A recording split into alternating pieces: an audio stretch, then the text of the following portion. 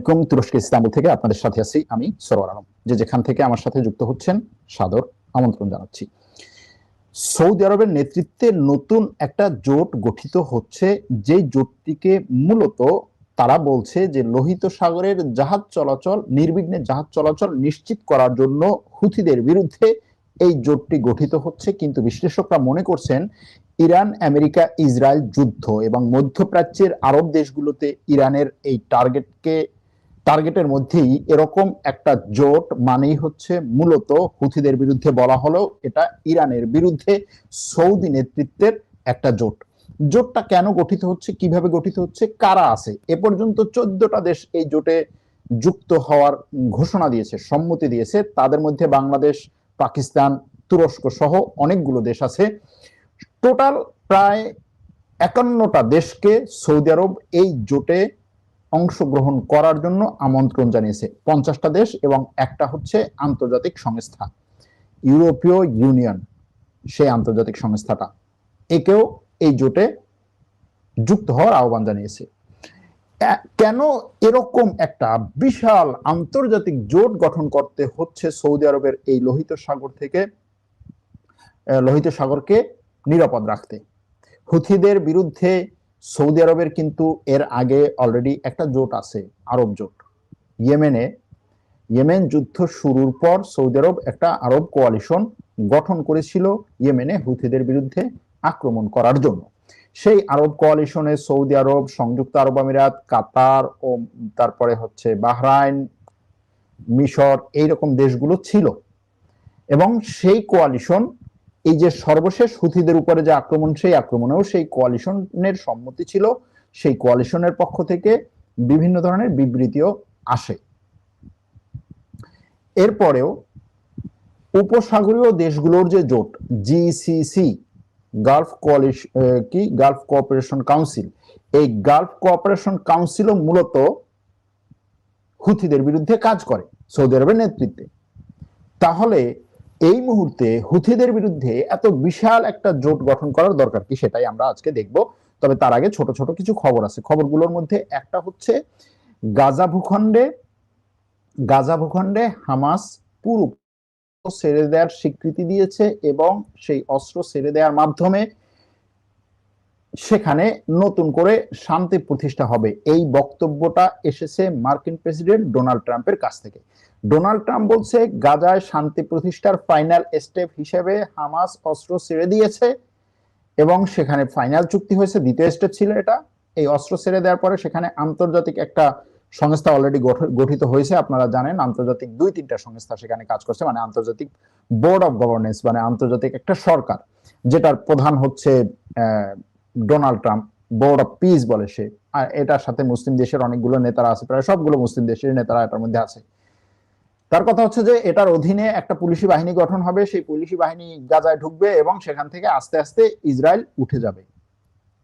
এই কথাটা কতটা সত্য, অনেকের কাছ থেকে এই প্রশ্নটা আসছে। এখানে শুধুমাত্র হামাসের কথাই বলে না, বলছে গাজা ভূখণ্ডে যতগুলো সশস্ত্র প্রতিবাদ বা প্রতিরোধ গোষ্ঠী আছে সবাই অস্ত্র ছেড়ে দিয়েছে। এর মধ্যে হামাসের কাছ থেকে এখন পর্যন্ত স্পষ্ট বক্তব্য আসে নাই। 2 দিন আগে হামাস বলছিল যে তারা মিশরে যাচ্ছে গাজা শান্তি চুক্তির দ্বিতীয় স্টেপ বাস্তবায়নের জন্য আলোচনা করতে। আর ইসলামিক জিহাদের পক্ষ থেকে বলা হয়েছে যে এই তথ্যটি সঠিক না, আমরা গাজা প্রতিরোধ করার জন্য বা গাজাকে রক্ষা করার জন্য আমরা আমাদের অবস্থানে স্পষ্ট আছি। সুতরাং এখানে একটা ধোঁয়াশা আছে। তবে যতই ধোঁয়াশা থাকুক, আসলে এই যে নিরস্ত্র করা হামাসকে বা ওখানের যতগুলো আন্দোলন আছে তাদেরকে নিরস্ত্র করা এবং সেই নিরস্ত্র করার মাধ্যমে ওখানের দায়িত্ব তথাকথিত সেই আন্তর্জাতিক সংস্থার কাছে দেওয়ার মাধ্যমে ইসরায়েলের ওখানে দীর্ঘদিনের যে খায়েশ দখল করা বা ওটাকে দখল করে সেখানে তার এই দখলদারিত্বের বসতি স্থাপনের যে খায়েশ, সেটা হয়তো পূরণ করার দিকে আস্তে আস্তে যাচ্ছে, এরকম মনে হয়। ডোনাল্ড ট্রাম্প অবশ্য তার এই যে হামাস বা ওখানের সবগুলো প্রতিরোধ সংগঠনকে নিরস্ত্র করতে পারছে, এটার জন্য 3টা দেশকে ধন্যবাদ জানিয়েছে, তুরস্ক, মিশর, কাতার। সে বলেছে যে তাদের এই নিরস্ত্র হওয়ার ক্ষেত্রে এই 3 দেশের ব্যাপক পরিমাণে প্রচেষ্টা ছিল। তাদের এই প্রচেষ্টাকে আমি সাধুবাদ জানাই, ধন্যবাদ জানাই, এরকম ভাবে। যাই হোক, গেল সেটা। স্পেনে এখন নতুন একটা খবর আপনারা হয়তো দেখছেন যে স্পেনে শত শত হাজার হাজার শরণার্থী স্পেনে ঢুকে পড়ছে সাগর দিয়ে। এটা হয়তো আপনারা দেখছেন। এখন স্বাভাবিক প্রশ্ন আসে, আচ্ছা স্পেনের সাগর দিয়ে ঢুকে এই শরণার্থীরা কোন দিক থেকে যায়? আফ্রিকার শরণার্থীরা স্পেনে যাচ্ছে সাগর দিয়ে। স্পেন হচ্ছে মরক্কোর পরে জিব্রাল্টার প্রণালী, জিব্রাল্টার প্রণালী পার হয়ে হচ্ছে স্পেন। এখন এই জিব্রাল্টার প্রণালী পার হওয়ার পরে যে স্পেন, সেই স্পেনে জিব্রাল্টার প্রণালী পার হওয়ার যে স্পেন, সেই স্পেনে জিব্রাল্টার প্রণালীর সাঁতরিয়ে তারপরে এই লোকজন যাচ্ছে, এই প্রশ্নটা আপনাদের কাছে আসতে পারে। কিন্তু এখানে একটা কথা আছে, কথাটা হচ্ছে জিব্রাল্টার প্রণালী পার হতে হয় না। জিব্রাল্টার প্রণালীর যেই পাশে মরক্কো, এক পাশে মরক্কো আর এক পাশে স্পেন, দক্ষিণ পাশে মরক্কো উত্তর পাশে স্পেন, জিব্রাল্টার প্রণালীর দক্ষিণ পাশে এই মরক্কো যেই পাশে, সেইখানেই একটা জায়গা আছে মরক্কোর একেবারে গা ঘেঁষা সমুদ্রের কাছে। ওটাকে আপনি মানচিত্রে দেখলে মনে হবে যে মরক্কোর একটা অংশ, জিব্রাল্টার প্রণালী ওই পাশে মরক্কোর একটা অংশ, এরকম মনে হবে। সেই মরক্কোর সেই অংশটুকু হচ্ছে স্পেন। স্পেন ধরে রেখেছে, স্পেন সেখানে সৈন্য রেখেছে, সেখানে পুলিশ রেখেছে, সেখানে সে জায়গাটা স্পেনের। ওই জায়গাতে হচ্ছে লোকজন সাঁতরে যাচ্ছে প্রচুর পরিমাণে। এখন প্রশ্ন হচ্ছে যে হঠাৎ করে এত পরিমাণে শরণার্থী সেখান থেকে সাঁতরে যাচ্ছে কেন? কেন হচ্ছে স্পেনের উপরে, ওই জায়গার উপরে এত বড় একটা প্রেসার? এটার পিছনে হয়তো বিভিন্ন ধরনের কারণ থাকতে পারে, কিন্তু মাথার এক কর্নারে মানে কি বলে সন্দেহের একটা বীজ বপন করে দিচ্ছে। সেটা হচ্ছে এখানে খুব সম্ভবত ইসরায়েলের বড় ধরনের হাত থাকতে পারে, যে স্পেনকে সে অতিষ্ঠ করতে চাইবে। এটা নতুন না, এটা আমরা বিশ্বকাপ ফুটবল খেলার সময় দেখেছি। সে স্পেনের বিরুদ্ধে ব্যাপক পরিমাণে হচ্ছে ক্যাম্পেইন চালিয়েছে। এটা আরো বিভিন্ন সময় দেখা গিয়েছে যে স্পেন ইউরোপের মধ্যে যেভাবে ইসরায়েল বিরোধী অবস্থানে গিয়েছে, স্পেনকে শান্ত থাকতে দিবে না, এটা মনে হচ্ছে গেল সেটা।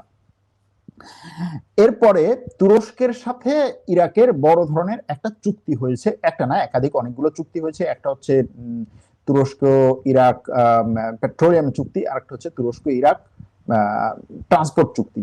তো ট্রান্সপোর্ট চুক্তিটা তো আপনারা জানেন যে ইরাকের মধ্য দিয়ে একটা রাস্তা করে বসরা নগরী থেকে একেবারে তুরস্ক পর্যন্ত একটা রাস্তা করতে যাচ্ছে। আর ইরাকের মধ্য দিয়ে তুরস্কে আসা গ্যাস পাইপলাইন আছে।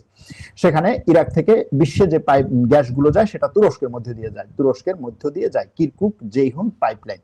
হ্যাঁ, এটা নিয়ে অনেকের অনেক ধরনের কথা আছে যে এই পাইপলাইন দিয়েই শুধুমাত্র ইসরায়েলের কাছে তেল গ্যাস যায়, আর ইসরায়েলের আর তেল গ্যাস নেওয়ার আর কোনো জায়গা নাই, এবং এটার কারণেই হচ্ছে ইসরায়েল যুদ্ধ চালিয়ে যেতে পারছে, এরকম অনেক কথা আছে। কিন্তু সেই কথাটাও সত্য না বা সঠিক না। এখন এই যে ইরাক থেকে তুরস্কের মধ্য দিয়ে তেল এসে আন্তর্জাতিক বাজারে যেত, সেটা এতদিন পর্যন্ত তুরস্ক শুধু এই ট্রান্সপোর্ট খরচটা পেত, যে আমার উপর দিয়ে একটা পাইপলাইন যাচ্ছে, ওই পাইপলাইনের খরচ। কিন্তু এখন তুরস্ক নতুন করে এই ইরাকের থেকে তেল এসে, ইরাক থেকে তেল এসে তুরস্কের মধ্যে দিয়ে যে আন্তর্জাতিক বাজারে যেত, সেখানে ইরাকের কাছ থেকে বা ওই তেল বিক্রি থেকে তুরস্ক একটা জাস্ট হচ্ছে ট্রানজিট খরচ পেত।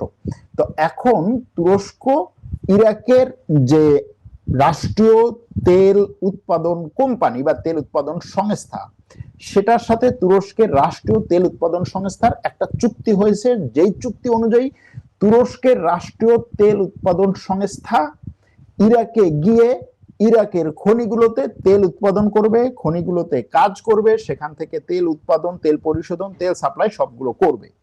টার্কিশ পেট্রোলিয়াম এই কাজ করবে। এটার সাথে শুধুমাত্র তুরস্ক না, তুরস্ক, ইরাক আর হচ্ছে আমেরিকা, ইউরোপের দুটো কোম্পানি আছে, 4টা কোম্পানি।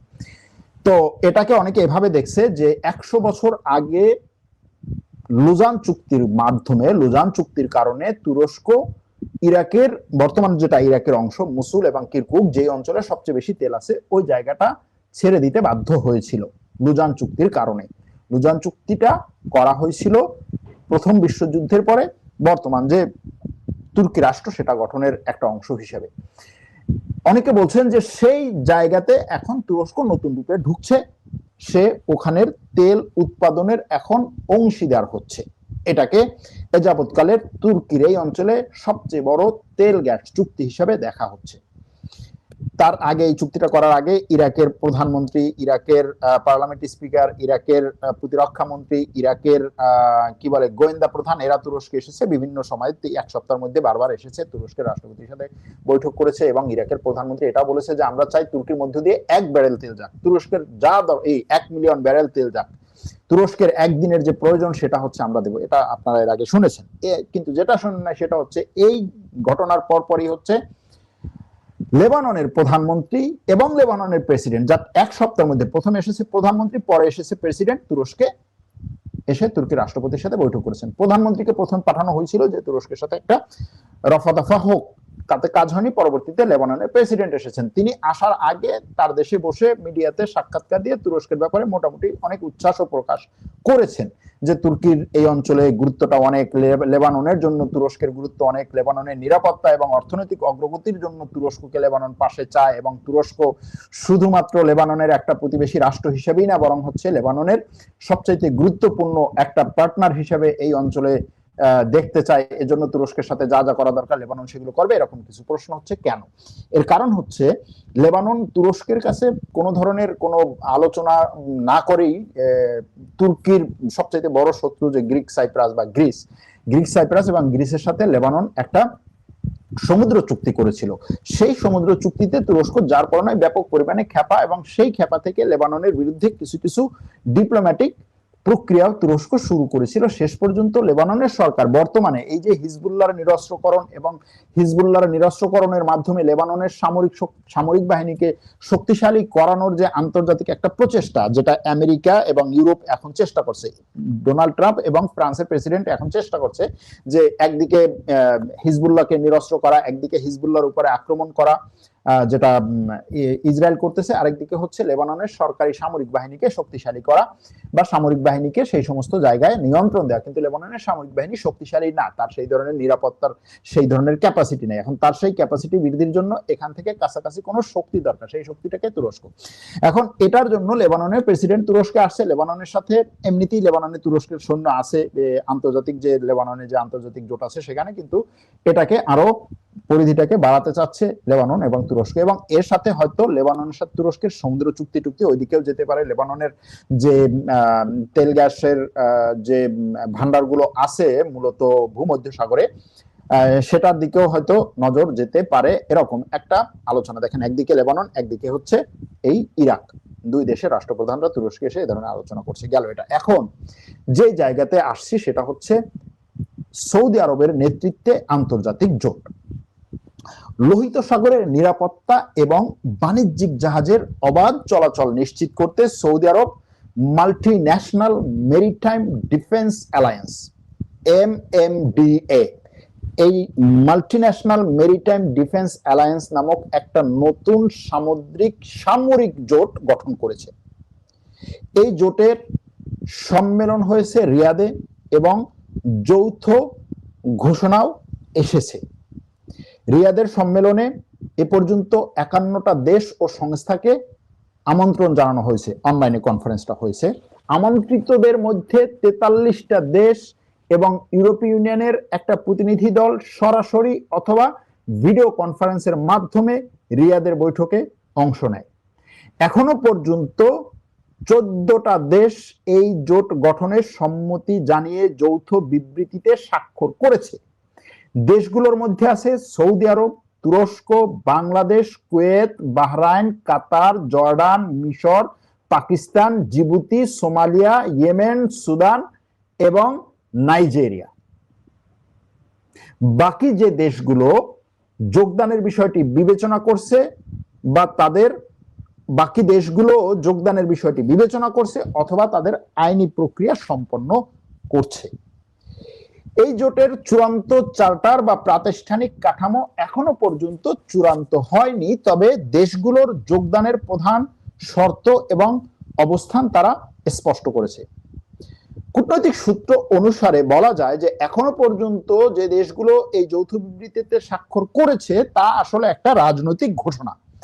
মূল চার্টারে স্বাক্ষর করার পরে এই দেশগুলোর উপরে আইনি এবং সামরিক বাধ্যবাধকতা কি হবে, অর্থাৎ এই দেশগুলো সামরিক সৈন্য সেখানে পাঠাবে কিনা, সৈন্য পাঠালে কে কতটুকু পাঠাবে, একই সাথে সেখানকার খরচ দিবে কিনা, একই সাথে সেখানকার এই সৈন্যদের উপরে অথবা সেখানকার কোন কোন দেশের কোন কোন জাহাজের উপরে আক্রমণ হলে এই দেশগুলো নিজের জাহাজের উপরে আক্রমণ হয়েছে বলে মনে করবে কিনা, অথবা একই সাথে এটার সাথে সৌদি আরবের উপরে যদি হুথিদের থেকে কোনো আক্রমণ হয় সেই আক্রমণে তারা অংশ নেবে কিনা, অথবা এই জোট শুধুমাত্র লোহিত সাগরে নাকি এটার সাথে একত্রে এই হরমুজ প্রণালী এবং পারস্য উপসাগরের যে এলাকাটা সেটাতেও যুক্ত হবে কিনা কোনোভাবে, অথবা এটার সাথে পরবর্তীতে ইরানকে টার্গেট করা হবে কিনা, এই বিষয়গুলো সেই চ্যাপ্টারটা ফাইনাল হলে তখন আসবে।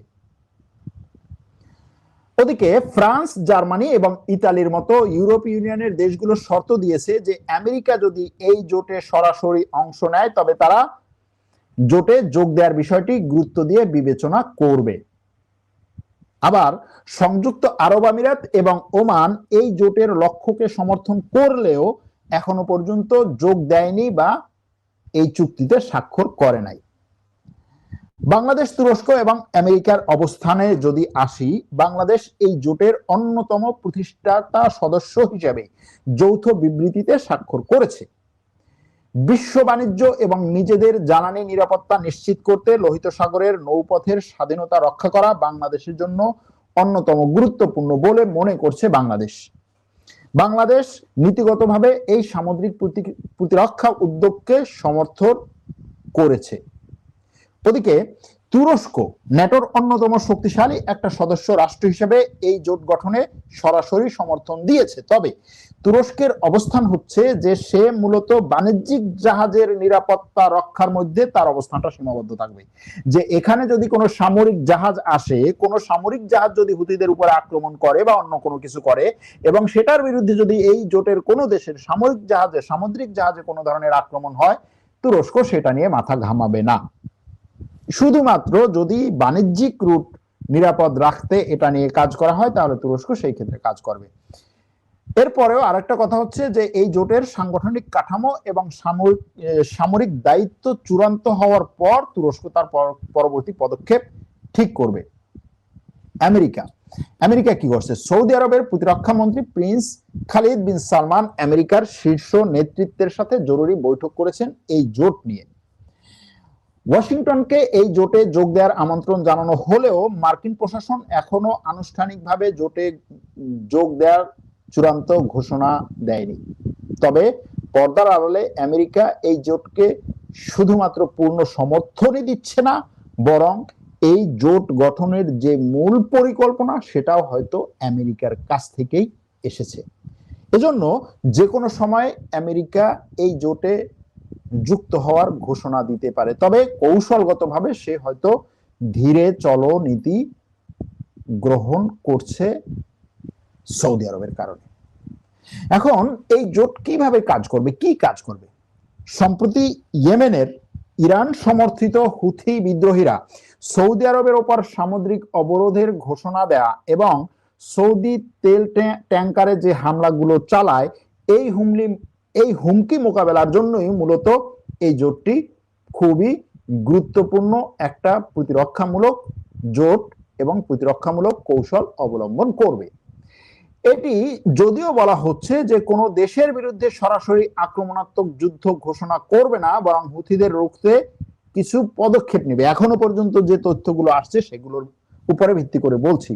সেগুলোর মধ্যে কি? সেগুলোর মধ্যে হচ্ছে গোয়েন্দা তথ্য বিনিময়, ইন্টেলিজেন্স শেয়ারিং, লোহিত সাগর এবং বাব আল মানদেব প্রণালীতে হুথিদের গতিবিধি এবং ইরানের অস্ত্র সরবরাহের রুট ট্র্যাক করতে সদস্য দেশগুলো একে অপরের সাথে রিয়েল টাইম গোয়েন্দা তথ্য শেয়ার করবে। সেটা হলে কি হবে? যে ওই যে অস্ত্র সরবরাহের রুটের কাছে আছে সে আক্রমণ করবে, তাই তো? যদি সেটা হয়, ধরুন ইরান থেকে একটা জাহাজ আসতেছে লোহিত সাগরের, এই জাহাজ আসতেছে হুথিদের দিকে ইরানের কোন একটা বন্দর থেকে। কোন বন্দর? ধরেন ইরানের কি বন্দর আছে? চাবাহার বন্দর আছে নাকি? এরকম কোন একটা বন্দর থেকে, পাকিস্তানের কাছাকাছি কোন একটা বন্দর থেকে সৌদি আরব বললো যে ওখান থেকে হুথিদের দিকে এই জাহাজটা যাচ্ছে, এই তথ্য আমাদের কাছে আছে, গোয়েন্দা তথ্য। এই পাকিস্তান, তুমি তাড়াতাড়ি আক্রমণটা করো। পাকিস্তান আক্রমণ করবে? যদি করে তাহলে কি এটা হুথিদের কোনো কিছুর উপরে আক্রমণ হবে নাকি ইরানের কোনো কিছুর উপরে আক্রমণ হবে? কঠিন প্রশ্ন, তাই না? এগুলো আসবে, সামনে আসবে। এরপরে কি? যৌথ নৌটহল, লোহিত সাগর, এডেন উপসাগর এবং বাব আল মানদেব প্রণালীর মতো গুরুত্বপূর্ণ আন্তর্জাতিক জলসীমায় জোটভুক্ত দেশগুলোর নৌবাহিনী যৌথভাবে পাহারা দেবে। যৌথ সামরিক মহড়া এবং প্রশিক্ষণ, হুথিদের ড্রোন এবং ক্ষেপণাস্ত্র হামলা থেকে বাণিজ্যিক ও জ্বালানি সরবরাহকারী জাহাজগুলোকে রক্ষা করতে সদস্য দেশগুলো নিয়মিত যৌথ মহড়া ও প্রতিরক্ষামূলক কৌশল অনুসরণ করবে। এটি মূলত ইরান সমর্থিত হুথিদের হামলা থেকে বিশ্ব বাণিজ্য এবং জ্বালানি সরবরাহের লাইন রক্ষা করতে একটা অভিন্ন আঞ্চলিক নিরাপত্তা বেষ্টনী হিসেবে কাজ করবে। সবই বুঝলাম, তাই না? কিন্তু প্রশ্ন হচ্ছে যে এই যে আত্মরক্ষামূলক ঘটনাগুলো, আত্মরক্ষামূলক জোটের কথা বলা হচ্ছে, এই আত্মরক্ষাটা কি এরকম যে আমি জাস্ট হচ্ছে ছাতা ধরবো যেন বৃষ্টি না পড়ে, নাকি বৃষ্টি যেখান থেকে আসতেছে সেখানে আমি আঘাত হানবো? কোনটা? প্রশ্ন হচ্ছে এখানে। হুথিরা যদি ড্রোন হামলা চালায় অথবা মিসাইল হামলা চালায়, তাহলে সেই ড্রোন এবং মিসাইল উড়ে এসে যখন এই জাহাজগুলোতে আক্রমণ করবে, তখন জাস্ট হচ্ছে জাহাজে পড়ার আগেই আকাশে ওই ড্রোনগুলোকে ধ্বংস করে দিবে, নাকি ওই ড্রোন যেখান থেকে নিক্ষেপ করা হচ্ছে সেখানে গিয়ে এরা আক্রমণ করবে? প্রশ্নটা হচ্ছে এখানে। যেমনটা বলা হচ্ছে যে ওই ড্রোন বা মিসাইল গুলো যদি এরকম ভাবে কোনো কথা বলা হয় যে এগুলো ইরানের কাছ থেকে আসতেছে, সুতরাং আসো আমরা ইরানের কাছ থেকে যে রুটে আসতেছে, যেগুলো আসতেছে সেগুলো সেই মূল জায়গায় আক্রমণ করি বা তার বিরুদ্ধে অংশ নেই, সেরকম কোনো কিছু কিনা। যেটাই হোক, কিন্তু এটাকে বলা যেতে পারে যে মূলত এটা বাস্তবিক অক্ষে প্রায় কি বলে ইমপ্লিমেন্টেশনের দিক থেকে যদি এটা যদিও লোহিত সাগর এবং হুথিদের বিরুদ্ধে হয়েও থাকে, তারপরও বলা যায় এটা মূলত ইরান বিরোধী একটা কৌশলগত জোট। কারণ হুথিদের বিরুদ্ধে যাওয়া, সৌদি আরবের পক্ষে থাকা, আরব দেশগুলোর সাথে থাকা এবং একই সাথে আমেরিকা, সৌদি আরব এদের নেতৃত্বের যে জোট এখানে গঠিত হবে এই মুহূর্তে, সেটা যে কোনো ভাবেই হোক রাজনৈতিকভাবে এবং কূটনৈতিকভাবে ইরানের বিরুদ্ধে ব্যবহার করা হবে।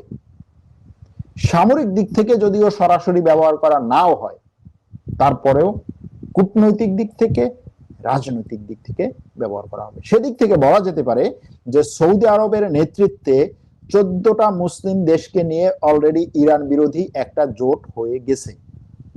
এখন এই জোটের সম্প্রসারণের কাজ চলছে। দেখেন কৌশলটা, দেখেন সৌদি আরবের সাথে যে 14টা দেশ যোগ দিয়েছে, একটাও অমুসলিম দেশ আছে? নাই। একটাও ইউরোপীয় দেশ আছে? নাই। আমেরিকা আছে? নাই। কানাডা আছে? নাই। তুরস্ক ছাড়া কোনো ন্যাটো দেশ আছে? নাই। ইউরোপীয় ইউনিয়নের কোন সদস্য দেশ আছে? নাই। প্রতিষ্ঠাতা সদস্য আপনারা। আপনারা আপনারা বলতে আপনারা, তোমরা মুসলিমরা, তাই না? হুথিদের বিরুদ্ধে হোক আর ইরানের বিরুদ্ধে হোক, সামনে তোমরা, সামনে তোমরা। কিন্তু এই ঘটনার সূত্রপাত কে করেছিল? Israel, Netanyahu. আছে কোথাও? নাই, কোথাও নাই, নামগন্ধও নাই। এরপরে এটার মূল মন্ত্রকার আমেরিকার আছে? এখনো পর্যন্ত নাই। ইউরোপ আছে? এখনো পর্যন্ত নাই। আসবে, আসবে। কিন্তু ঘটনাটা কোন দিকে মোড় নিল, কোথায় আসলো, এটাকে শুধুমাত্র আমরা আসলে এই যে হয় না যে আপনি যখন 100 বা 200, 250, 300, 500 কিলোমিটার স্পিডের একটা ট্রেনের মধ্যে থাকবেন, আপনি ওটার মধ্যে হয়তো জাস্ট ধারণা করতেছেন যে আপনি হেভি স্পিডে যাচ্ছেন, কিন্তু স্পিডটা আপনি বুঝতে পারতেছেন না, স্পিডটা আপনি ফিল করতেছেন না 500 কিলোমিটার স্পিডে। অথবা আপনি যে বিমানে যাচ্ছেন 700-800 কিলোমিটার স্পিডে, আপনি বুঝতে পারতেছেন আপনি বিমানের মধ্যে আছেন, সিনেমা দেখতেছেন, কথা বলতেছেন, হাঁটতেছেন, টয়লেটে যাচ্ছেন, খাবার খাচ্ছেন, কিন্তু আপনি ধারণা করতেছেন। বাইরে যে আছে সে বুঝতেছে যে কত স্পিডে এটা যাচ্ছে। ঠিক আমরা বর্তমানে এমন একটা অবস্থায়, এমন একটা পরিবেশের, এমন একটা পরিস্থিতির মধ্য দিয়ে যাচ্ছি, মধ্যপ্রাচ্যে ঘটনাগুলো যে কত বড় পরিবর্তনের মধ্য দিয়ে যাচ্ছে, কত বড় সামরিক, অর্থনৈতিক, নিরাপত্তাগত পরিবর্ধন হচ্ছে, এটা হয়তো আমরা ভিতরে থাকার কারণে বুঝতেছি না। বাইরে থেকে বোঝা যাবে। বাইরে থেকে বলতে আজ থেকে 10 বছর পরে বোঝা যাবে। করোনার সময় যে কি পরিবর্তনের মধ্য দিয়ে আমরা গিয়েছি, ওই পর্যন্ত শেষ। কিন্তু এটা যদি ইতিহাসটা যদি হচ্ছে পুঙ্খানুপুঙ্খ রেখা হয়, তাহলে বোঝা যাবে যে কিরকম একটা বিভৎসকর পরিস্থিতির মধ্যে দিয়ে বিশ্ব গিয়েছে। ঠিক সেরকম কিরকম একটা পরিবর্তনের মধ্য দিয়ে যাচ্ছে। অক্টোবর 2023-এর পরে মধ্যপ্রাচ্যে কত বড় বড় পরিবর্তনগুলো হচ্ছে, যেই পরিবর্তনগুলো এখনো পর্যন্ত ওই অক্টোবরে যারা পড়ে আছে তারা বুঝতে পারছে না। ওই অক্টোবর নিয়ে যারা উল্লাস করছে তারা এখনো পর্যন্ত বুঝতেই পারছে না যে এখানে পরিবর্তনগুলো কি হচ্ছে, ইকুয়েশনে কত বড় পরিবর্তন হচ্ছে, কোন জায়গা থেকে মানে হচ্ছে এটার ক্ষমতার ভারসাম্য কোন দিকে যাচ্ছে, নতুন করে যে ডিজাইন হচ্ছে এই ডিজাইনে হয়তো তারা এখন পর্যন্ত নাই। যারা চিন্তা করেছে ওই সময়, যেটা একটা বিশাল একটা কাজ হয়েছে আমাদের, তারা এখন এই ইকুয়েশনের মধ্যেই নাই। এবং আরো নতুন যে ইকুয়েশন আসবে সেই ইকুয়েশনের ধারে কাছে তারা থাকবে কিনা এটা নিয়ে যথেষ্ট সন্দেহ আছে। এজন্য একটা কথা আছে, বারবার বলি, কোন একটা যুদ্ধ শুরু করার আগে, কোন একটা কিছু শুরু করার আগে প্রথম গুলিটা আপনি চালাতে পারেন, কিন্তু শেষ পর্যন্ত এটা কোথায় যাবে সেটা আপনি নির্ধারণ করতে পারেন। এজন্য এই প্রথম গুলিটা চালানোর পরেই ব্যাপক পরিমাণে উল্লাস করার কিছু নাই। দেখেন, বিশ্লেষণ করেন, ভাবেন এবং একটা বা একাধিক ফলাফল অনুমান করে তারপরে সেই অনুযায়ী পদক্ষেপ নেন। এটা হলো ব্যাপার। আজ তাহলে এখানেই রাখছি। ভালো থাকবেন, সুস্থ থাকবেন। আল্লাহ হাফেজ।